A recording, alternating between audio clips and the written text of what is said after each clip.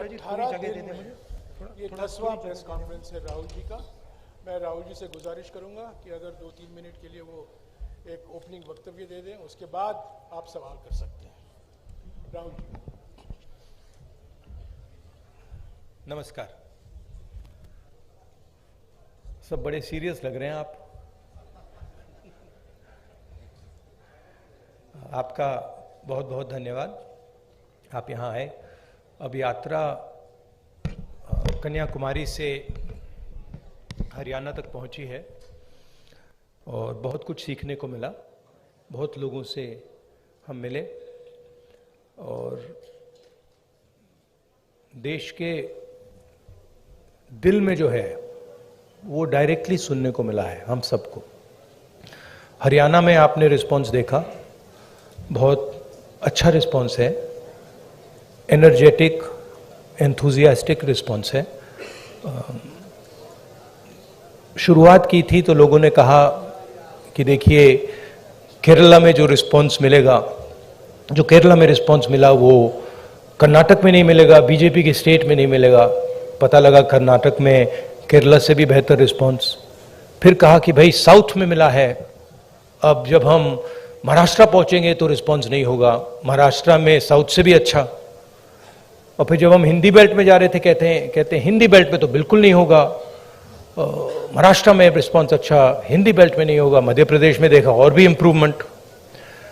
और फिर जब हम हरियाणा में आ रहे थे, नहीं बीजेपी की सरकार है, वो रिस्पॉन्स नहीं मिलेगा, और भी इम्प्रूवमेंट। मतलब जहां जितना हम आगे बढ़ते जा रहे हैं रिस्पॉन्स इम्प्रूव करता जा रहा है। तो मैं हरियाणा के युवाओं से, हरियाणा की जनता से, माताएं बहनों से दिल से धन्यवाद करना चाहता हूं कि आपने इतना प्यार दिया, आपने इतनी शक्ति दी, इसके लिए हम बहुत बहुत आभारी हैं। यहाँ पे लोगों ने, किसानों ने हमें हरियाणा की सच्चाई बताई, सड़कों पे हम चले हैं वो भी हमने देखा। तो रियलिटी हमारे और आपके सामने है। अब आप जो भी सवाल पूछना चाहते हैं पूछ सकते हैं। Would you like me to say it in English? Would you like me to say it in English और no need? No, I think Hindi is. Dainik Bhaskar से महेश कुमार।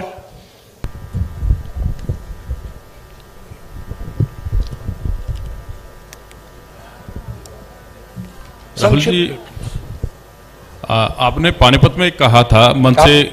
किसमें? मैं महेश कुमार, दैनिक भास्कर से। हाँ, नहीं आपने क्या पानीपत मैं पूरा हरियाणा ही देखता हूँ। आपने पानीपत में कहा था कि पानीपत तय करता है कि दिल्ली की सरकार किसकी बनेगी, मन से कहा गया था। लेकिन नहीं, मन से कहा गया था। समझ नहीं रैली सुनाई नहीं, आवाज नहीं आ रही मेरी? ओके, भाई थोड़ा माइक को एडजस्ट कर लीजिए। Just put the mic. वो हैंड आप बोलिए प्लीज। आपने पानीपत में कहा, पानीपत में मन से कहा गया था कि पानीपत तय करता है कि दिल्ली में सरकार किसकी होगी। मैंने कहा पानीपत में मन से कहा गया था। और करनाल में यह कहा गया कि यह यात्रा वोटों के लिए नहीं है। तो इसमें एक कहीं ना कहीं कंफ्यूजन है कि ये एक जन आंदोलन है या राजनीतिक यात्रा है। क्योंकि पॉलिटिशियन जिस भी थॉट के साथ कोई भी एक एक्टिविटी करता है, फुल टाइम पॉलिटिशियन, उसका थॉट तभी लागू होगा जब उसके पास सरकार होगी। तो एक चीज तो मैं ये जानना चाह रहा हूं कि इस यात्रा को हम जन आंदोलन और राजनीतिक यात्रा के बीच में कहां स्टैंड करा, देखें कहां पे है ये। और इसके साथ ही ये चीज है कि एक माइलस्टोन है ये यात्रा, आपकी लाइफ टाइम का है। तो 30 जनवरी के बाद इस माइलस्टोन का टेक अवे पार्टी और आपके पास क्या होगा?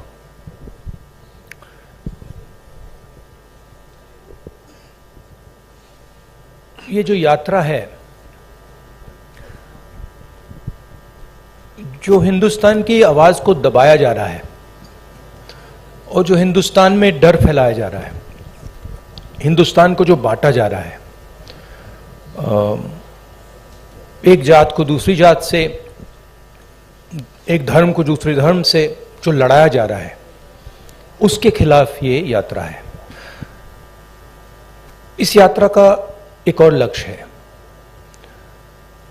और वो मेरा पर्सनल लक्ष्य है और जो हमारे साथ लोग चल रहे हैं वो उनका भी लक्ष्य है। वो है कि हम इस यात्रा को तपस्या जैसे देख रहे हैं।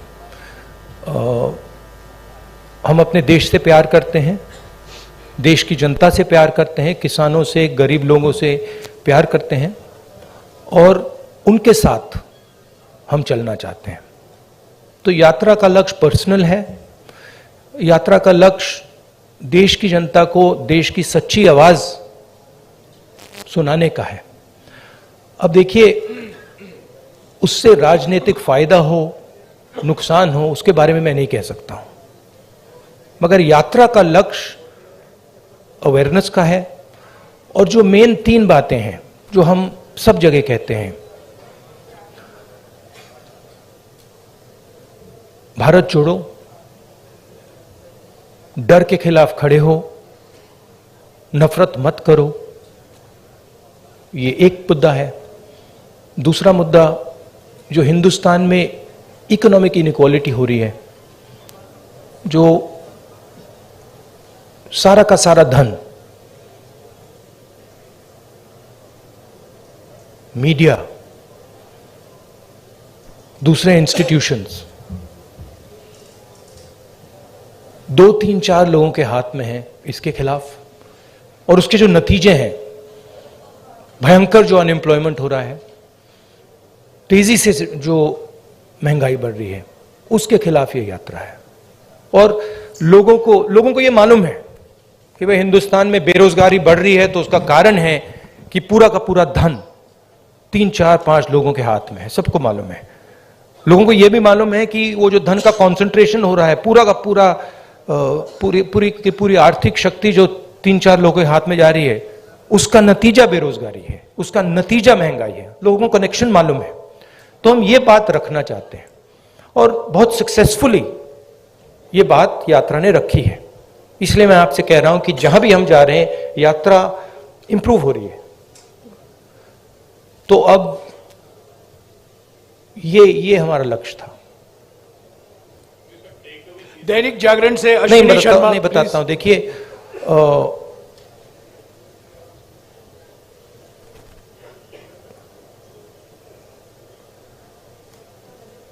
जब अर्जुन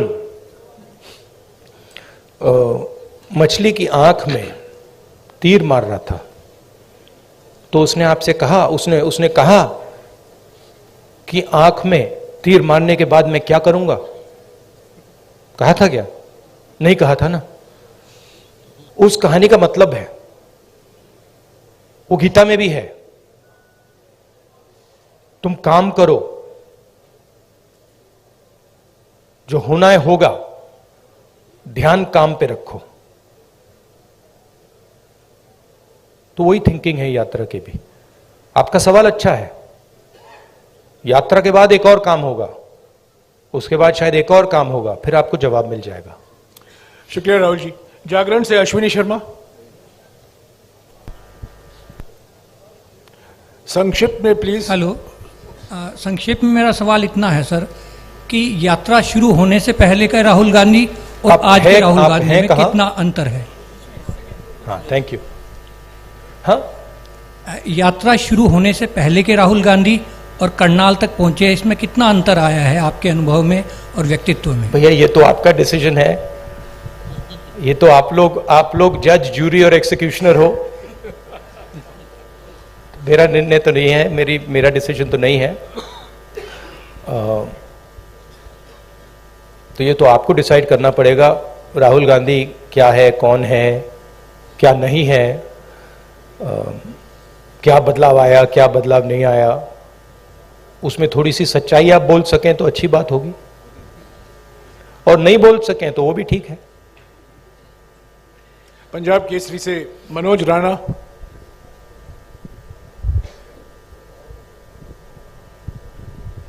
सर नमस्कार।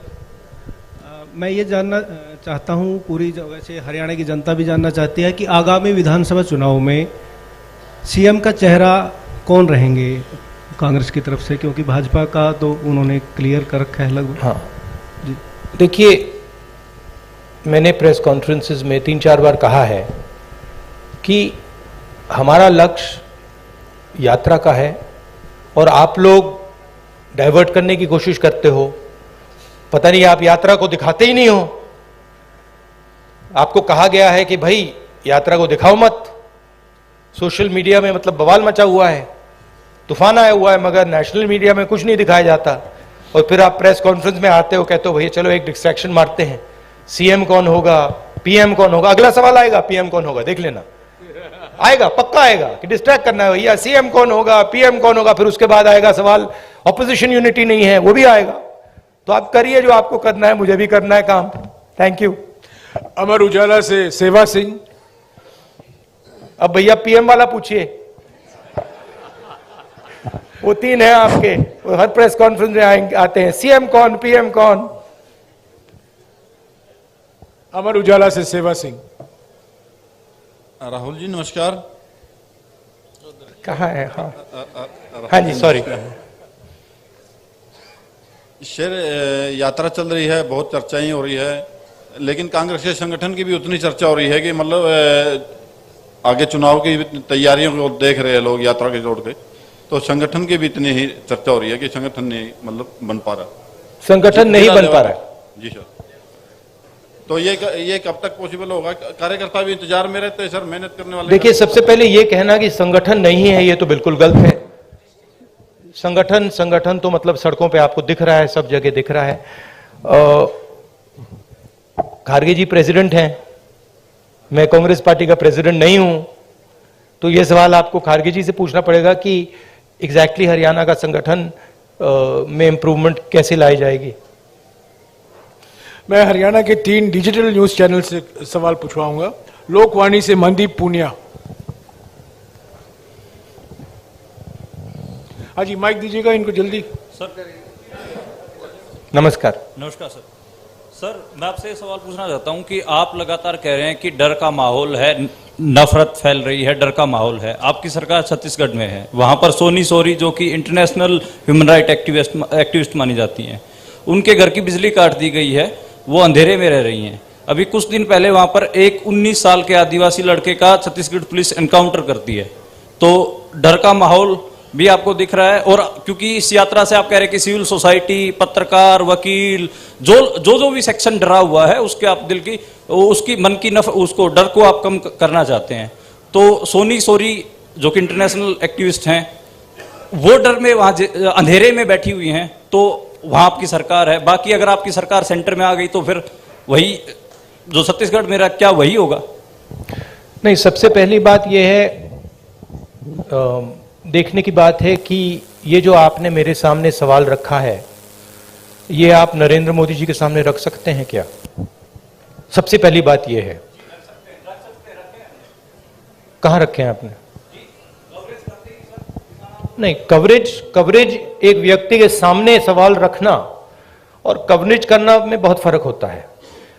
प्रधानमंत्री जी ने ऐसे कितने प्रेस कॉन्फ्रेंस किए हैं जहां पे कोई भी पत्रकार उनसे ऐसा सवाल पूछे। सबसे पहली बात यह है, ठीक है। दूसरी बात यह है कि मैं कह रहा हूं कि देश की जनता को बांटकर उनमें नफरत फैलाई जा रही है। हिंदू मुस्लिम, अलग अलग जात के लोगों को लड़ाया जा रहा है। क्या कांग्रेस पार्टी ये करती है? कांग्रेस पार्टी ने कभी कहा है कि एक जात के व्यक्ति को दूसरे जात के व्यक्ति की हत्या करनी चाहिए? कांग्रेस पार्टी ने कभी कहा है कि एक धर्म को दूसरे धर्म से लड़ाया जाना चाहिए? कभी नहीं कहा है, हिस्ट्री में कभी नहीं कहा है। तो दूसरी बात यह है। तीसरी बात यह है कि जो वहां पे डर का माहौल है, उसके बारे में आपने हमें बताया है, हम जाके उसको देखेंगे, और अगर वहां पे हम उसके बारे में बोल सकते हैं, मैं बोलूंगा, ठीक है। और अगर वहां पे कुछ गलत हो रहा है तो मैं पर्सनली जाके उसको देख के उसमें मेरी जो राय होगी मैं रखूंगा, ठीक है। मगर मेन बात यह है कि जो देश में आज नफरत फैलाई जा रही है, जो हिंसा की जा रही है, वो छत्तीसगढ़ सरकार एज अ पॉलिसी नहीं कर रही है। वहां पे इश्यूज हैं, वहां पे लैंड एक्विजिशन की इश्यूज हैं, और वहां पे टेंशन है, मगर हमारी पॉलिसी वो नहीं है। धन्यवाद। मसले से सर्वमित्र कंबोज। नमस्कार सर, इधर सर मैं देख रहा हूं आप स्पीच में जवान और यात्रा के बाद मैं आपको बताना चाहता हूं कि मैं पर्सनली वहां जाऊंगा और पर्सनली इस बात को समझने की कोशिश करूंगा। अगर वहां पे कोई कमी है तो उसको मैं सुधारूंगा। नमस्कार सर, इधर ही सर। आप नमस्कार। हर स्पीच में तकरीबन जवान और किसान की बात करते हैं। हाँ जी। किसान की अगर बात करें तो आपको पता है लंबा आंदोलन हमारे देश में हुआ, हालांकि सरकार ने कानून वापस ले लिए, लेकिन एमएसपी का मुद्दा अभी भी बरकरार है। उसके लिए किसान अभी भी संघर्ष कर रहा है। पंजाब में अभी चल रहा है, हरियाणा में भी चल रहा है। आपकी सरकार थी तब स्वामीनाथन आयोग की रिपोर्ट आ गई थी, लेकिन आपने लागू नहीं की। क्या अगर आपकी सरकार आ जाती है तो आप स्वामीनाथन आयोग की रिपोर्ट को लागू करेंगे? और जो किसान एमएसपी मांग रहा है, क्या वो आप एमएसपी देंगे? देखिए, ऐसी ये जो चीजें होती हैं, ये ऐसे कैजुअली नहीं कहा जा सकता है। ठीक है कि भैया, सबसे पहले मैं एक कांग्रेस पार्टी का मेंबर हूं, कांग्रेस पार्टी का लीडर हूं, बहुत सारे और हैं। तो अगर हम इस बात को सीरियसली कहना चाहते हैं तो ये डिस्कशन हम अपनी मैनिफेस्टो कमिटीज में करते हैं और उसको सीरियसली असेस करते हैं जी। उसके फाइनेंशियल इंप्लीकेशंस असेस करते हैं, उसके दूसरे इंप्लीकेशंस असेस करते हैं और फिर उस पर निर्णय लेते हैं। मैं यहां कह सकता हूं हाँ करेंगे ना करेंगे, उसका कोई मतलब नहीं है।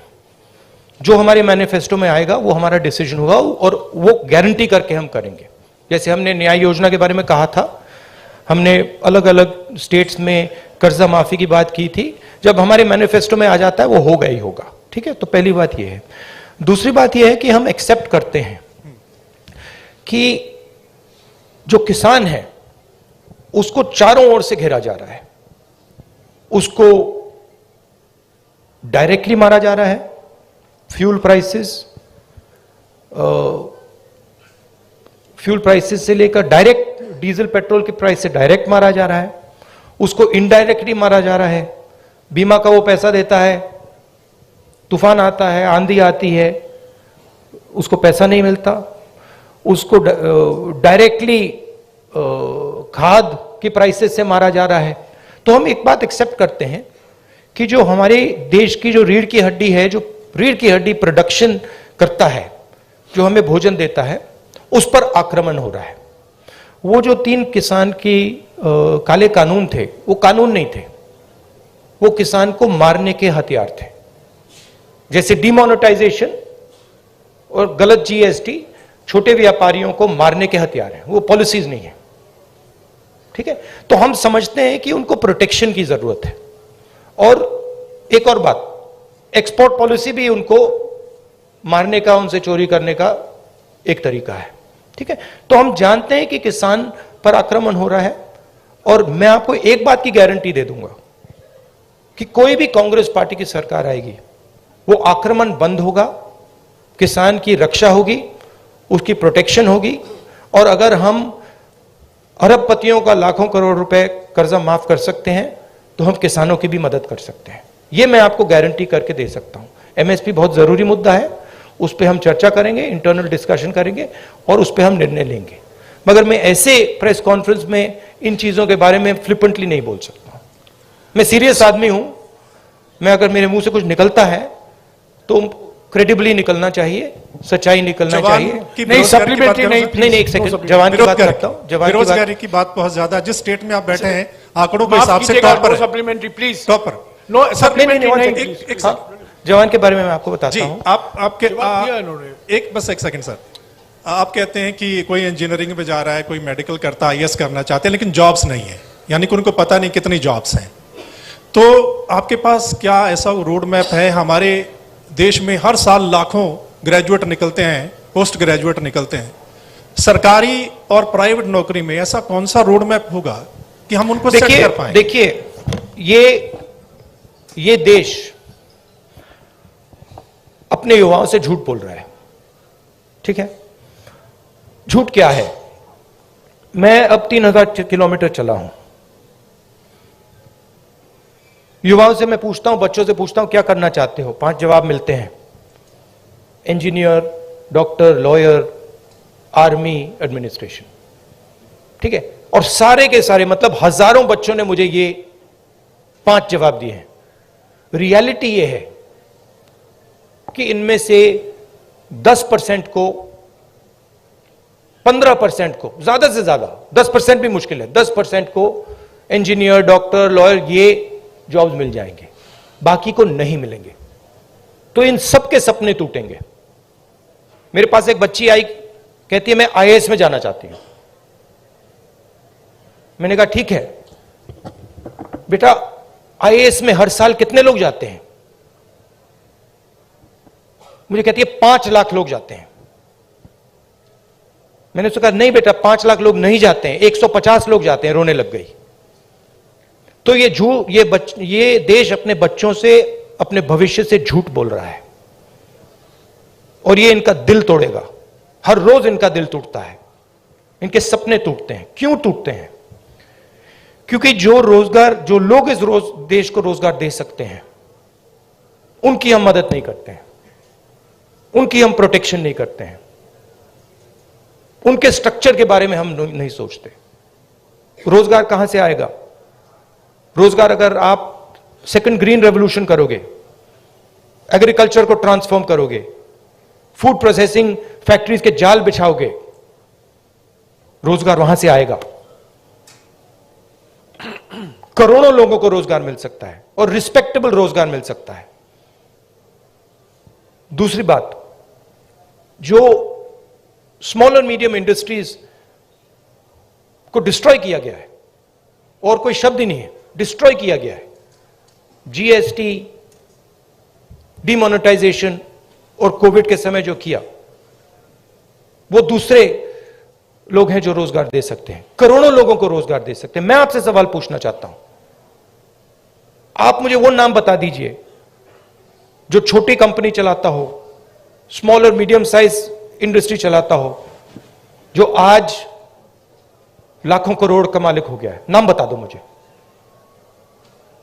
आप ये होंडा गाड़ी चलाते हैं, इसका मालिक मैकेनिक था।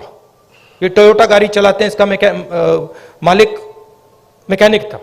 आप मुझे मैकेनिक का नाम दे दो जो इस देश में बड़ा उद्योगपति बन गया है, बताओ। नहीं है। तो जो रोजगार दे सकते हैं, जो सपने पूरे कर सकते हैं, उनकी हत्या हो रही है। तो रोड मैप क्या है? रोड मैप यह है कि जो स्मॉल और मीडियम इंडस्ट्री की बेस है हिंदुस्तान की, उसको प्रोटेक्ट करा जाए, उनको फाइनेंस दिया जाए, और ये जो छोटे छोटे बिजनेसेस हैं, इनको टेक्नोलॉजी के साथ ट्रांसफॉर्म करके इनमें से 5-10% को बड़े बिजनेसेस बना जाए। ये दूसरा रोड मैप है। तीसरा रोड मैप है कि हमारा जो शिक्षा का सिस्टम है, ये सिर्फ 5 चीजें सिखाने की कोशिश कर रहा है, मतलब 5 रास्ते दिखा रहा है। इस देश में लाखों रास्ते हैं। जिस दिन ये देश स्किल्स की रिस्पेक्ट करना शुरू कर जाए, उस दिन ये देश सच्चा सुपर पावर बन जाएगा। उस दिन तक ये सब खोखला है। इस देश में स्किल्स जो होती हैं, चाहे वो बढ़ई की हो, चाहे वो मैकेनिक की हो, किसी की भी हो, चाहे वो किसान की हो, उसकी कोई इज्जत नहीं करता है, उसका मजाक उड़ाते हैं, देखो ये क्या कर रहा है। जिस दिन वो हो जाएगा, उस दिन ये देश चाइना का मुकाबला कर जाएगा और यहां पे made in India, made in India, made in India सब जगह दिखना शुरू हो जाएगा। वो रोड मैप है। धन्यवाद। शुक्रिया राहुल जी। हमारे पास सिर्फ 10-12 मिनट है। सवाल संक्षिप्त में कीजिएगा और फिर से गुजारिश करूंगा सप्लीमेंट्री मत पूछेगा प्लीज। ये रैपिड फायर होना है। कई लोग को मौका देना चाहता हूं मैं। सत्य खबर से सत्य सिंह। सर नमस्ते। सर पिछले काफी समय से हम लोग देख रहे हैं कि जो कांग्रेस पहले डिफेंस मोड में रहती थी, अब अटैकिंग मोड में है। हर जगह पे जवाब दिया जा रहा है। आपकी टीम ये अच्छा काम कर रही है, पर मैं हरियाणा के संदर्भ में आपसे एक सवाल करना चाहता हूं और वो सेंटर से ही सवाल रहता है। अभी पीछे राज्यसभा का चुनाव था, अजय माकन जी ने चुनाव लड़ा था। उस समय में एक क्रॉस वोटिंग हुई थी। कांग्रेस के पास वोट पूरे थे, उसके बावजूद कांग्रेस अपना राज्यसभा का सदस्य नहीं भेज पाई थी, उस पे ना आज तक कोई जांच की बात आई है और ना अभी तक उस पे कोई कार्रवाई जैसी बात है। सर आपसे मैं ये जानना चाहता हूँ, क्या इस प्रकार के मुद्दों पर भी जिस प्रकार से देखिए सोशल मीडिया की बात करें, सोशल फेस बनाने की बात करें, कांग्रेस का जबरदस्त फेस होता जा रहा है, क्या ऐसे मुद्दों पर भी पार्टी में चर्चा होती है? Distraction attempt number 2। देखिए, ये ऑर्गेनाइजेशनल मामला है। यहां पे पीसीसी प्रेसिडेंट बैठे हैं, खारगे जी प्रेसिडेंट हैं, ये आप उनसे पूछिए, इनसे पूछिए। मेरा लक्ष्य क्लियर है, जो देश की आवाज है उसको सामने लाने का। अच्छा अटेम्प्ट था, मैं कहूं कि उससे अच्छा था, ज्यादा सोफिस्टिकेटेड था, मगर मैं डिस्ट्रैक्ट नहीं होऊंगा। Thank you. शुक्रिया राहुल जी। टोटल टीवी से प्रदीप। नमस्कार राहुल जी, धन्यवाद। नहीं, एक और बात जो आपने कहा, नहीं एक बात आपने कही जिसका मैं जवाब देना चाहता हूं। आप बैठ सकते हैं। ये कांग्रेस का प्रेस कॉन्फ्रेंस है, बीजेपी का नहीं है, आरएसएस का नहीं है। राहुल जी, समय की पाबंदी भी है। हाँ, नहीं, मगर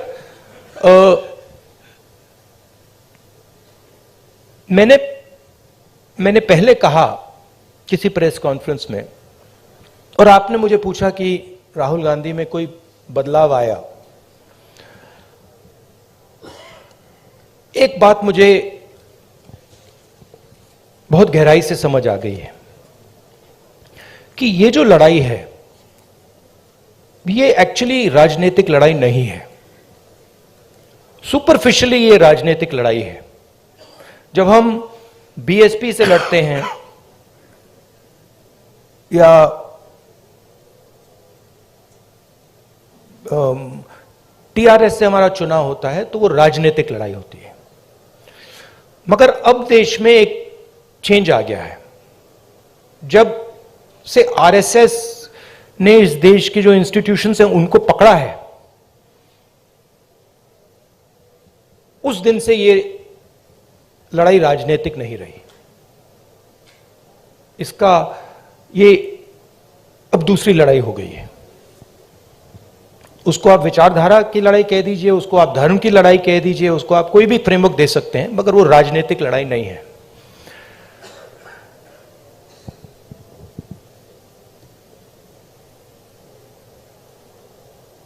कांग्रेस पार्टी की अगर आप हिस्ट्री देखें, जो आपने कहा कार्यकर्ता में जोश आ गया है, यह तपस्या का संगठन है। इसको अगर आप तपस्या में लगाते हैं तो इसकी एनर्जी बढ़ती है। बीजेपी पूजा का संगठन है, उसको अगर आप पूजा में लगाएंगे उसमें स्ट्रेंथ आती है। अब बीजेपी, अब पूजा दो तरीके की होती है। धर्म की बात कर रहा हूं। पूजा नॉर्मली होती है कि भाई मैं भगवान के पास जाता हूं और मैं उनसे कुछ मांगता हूं, मगर इनिशिएटिव जो पूजा करता है उसका होता है। ठीक है, आरएसएस की पूजा अलग है। आरएसएस चाहता है कि फोर्सिबली उनकी पूजा हो।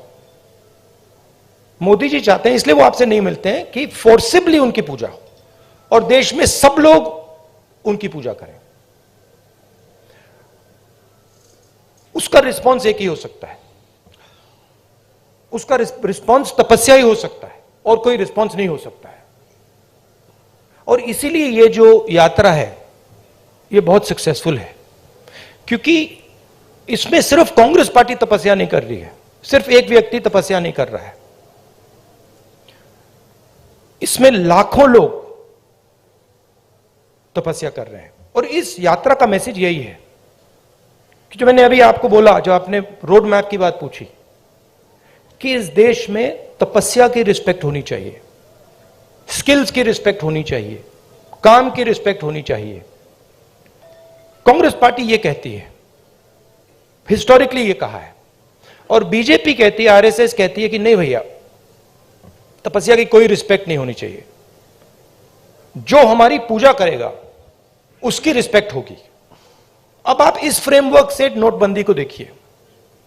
क्या नोटबंदी ने हिंदुस्तान के गरीब की तपस्या की रिस्पेक्ट की? बिल्कुल नहीं। वो तपस्या पर आक्रमण था। उसका मैसेज था किसान से, छोटे मजदूर से, छोटे व्यापारी से, भैया तू जितनी तपस्या करनी है तू कर ले, कुछ फर्क नहीं पड़ेगा, जला देंगे। और बीजेपी आरएसएस इस देश को फोर्स्ड पूजा की ओर ले जा रही है, धन का प्रयोग करके, इंस्टीट्यूशंस को कैप्चर करके, लोगों को डरा के, आप लोगों को डरा के। वो आपसे कह रहे हैं भैया तपस्या मत करो,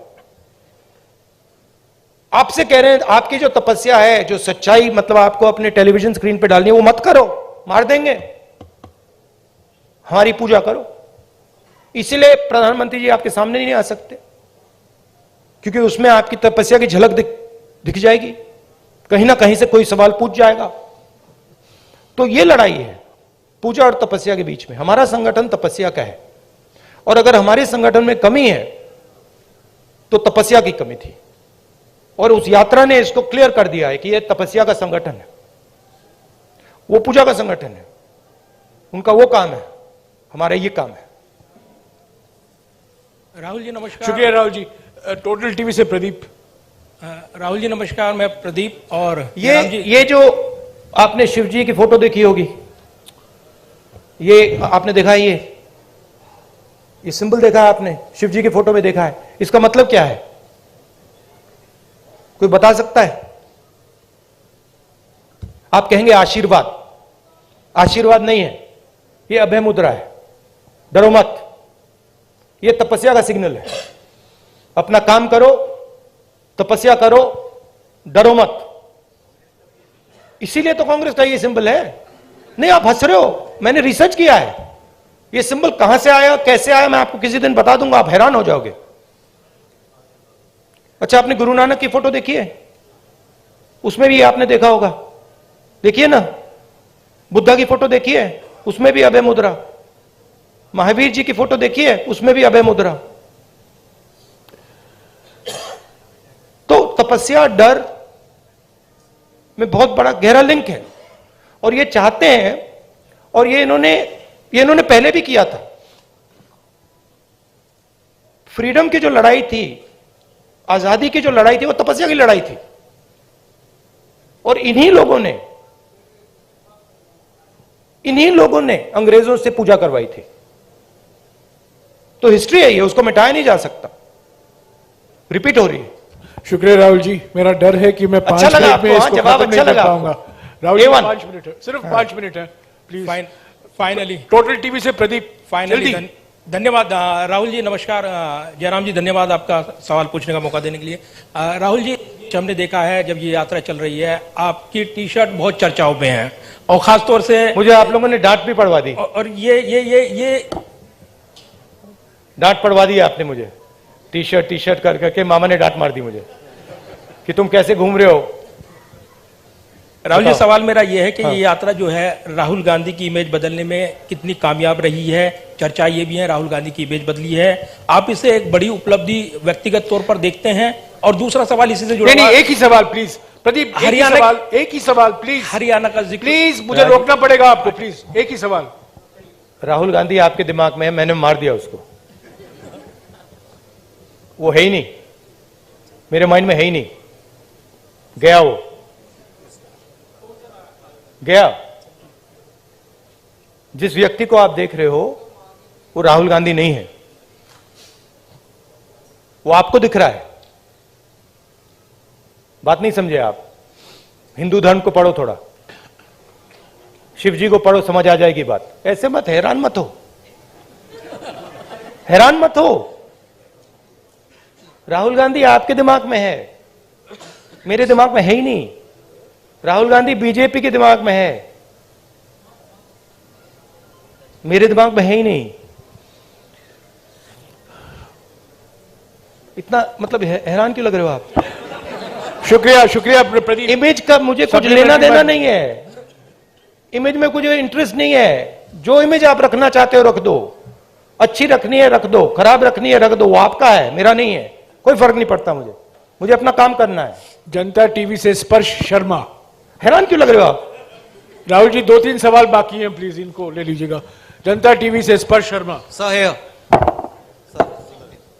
सामने।